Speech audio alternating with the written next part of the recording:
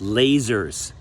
They're kind of cool to watch, but they're really important to understand when it comes to healthcare. So if you're considering partial self-funding on your medical plan, meaning you have some stop-loss insurance, not full self-funded, which are the big companies, but partial self-funding, and not level funded and not fully insured, but partial self-funding, you need to understand this. So my goal here is to educate you on what this word means. I hear it coming up a lot now. I used to not hear it come up at all.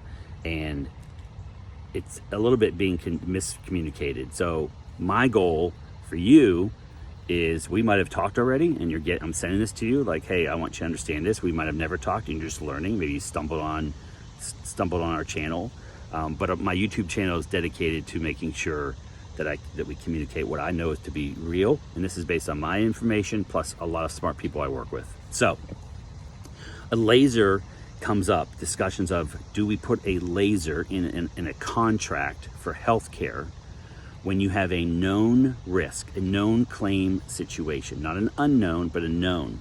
So this rock is not very comfortable. So unknown risk is used, what you use for that is insurance, is reinsurance for unknown risk.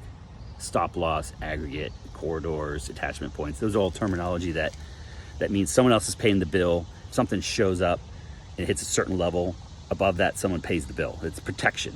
That's for unknown risk. That's where insurance is really good. That kind of insurance, reinsurance particularly, is not good for known risk. If you know you're gonna have a $200,000 claim for the next year, the smart way is not to build that in and let the insurance pay for that. Even though it's counterintuitive, that's not what that tool is meant for. You're actually using a flathead screwdriver in a Phillips head nut or screw. Does that make sense? Like, you can do it, but it's gonna flip around a couple times. I don't know where that analogy came from. So lasers are used for known risks or things that show up just out of the blue. You don't have any, which happens a lot. You can't predict all this. You can't predict what's gonna happen in the future. You can just react to it and manage it and evacuate it. So the danger here is that smaller companies are now being introduced to this word. Small company, what's a smaller mid-size? A company with 70 employees on medical, 90 employees, 110, maybe even 150, 200 on medical, 50 on medical. In that space between 50 and 250, which is most companies on medical plan, on your medical plan, when you have a laser, that means the fund itself, your bank account that you've established to pay claims in and out, right, is paying all those fees out of the funding, not from insurance. And you're like, hey, that's okay. It's sort of okay, but if you only have 70 people on your medical plan and your total expense is $800,000 for the year, and you add another $200,000 just for a laser, now you're at $1 million. You've added it for one person for one issue that shows up.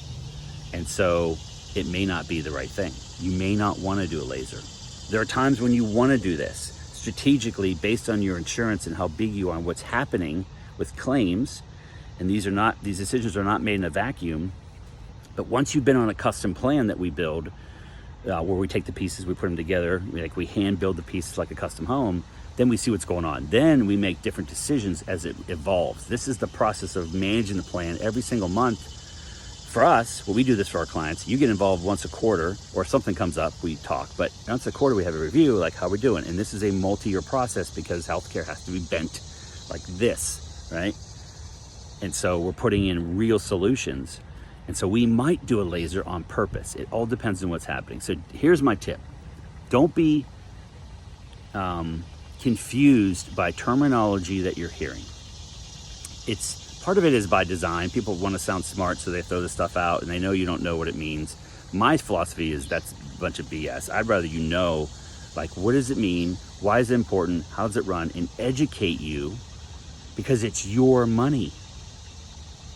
It's your company. It's your employees. They're not my employees. It's not my money. And so many times people delegate this to their broker. I've talked to my broker, they help me out. You need to know a little bit about some of this stuff because it's $1 million going out in non-cash compensation. It could be used for salary. You don't have to provide benefits. $1 million, $2 million, $2 $2.5 million. This is what I'm seeing. I don't know. I got to talk to my broker. I'm not sure about that. I'm like, you need to be sure. When you're the CFO, you're spending $2 million of company money, employee money. You now have a legal responsibility under the CARES Act, let alone just the moral obligation to know what the heck you're doing. But it's okay if you don't. This is why we exist, to teach you what's going on from the inside as an independent, give you some tactics and techniques so that you become a better consumer of your healthcare plan. That's the goal. If we help you, great. If it's not a good fit, I tell people, I'll tell you as soon as I find out, because I don't want to waste time.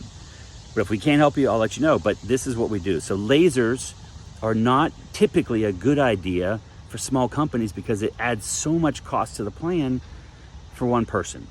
And then it could come up again, or if two of them hit, now you're at $400,000. Before you know it, your costs have just gone up 40%, and you're wondering why. And you blame it on the partially self-funded plan your broker bought. That's probably not it. It's probably the fact that you didn't have a no new laser guarantee on your contract. So what do? We have carriers that are willing, on the first day, taking on a case without any claims history, going from fully insured to partial self-funded. We have certain established vendors and carriers that know what the heck they're doing, that will put in writing what's called a no new laser guarantee, meaning the first year things come up, right? First year, it's all unknown risk. Now, we may know a little bit about what's going on, the group may know, but let's assume your HR is like, I don't want to know because of HIPAA. So that first year, but then throughout the year, what happens? Something shows up. John's got cancer. John has to go on dialysis. John has this expensive med. John has something going on that's lingering. All kinds of stuff happen. What we do in some cases is we actually put in a clause that says the insurance carrier cannot evacuate that. They can't create a laser in the future. No new lasers guaranteed. It's in the contract. Not always. Sometimes it doesn't make sense. So here's my tip.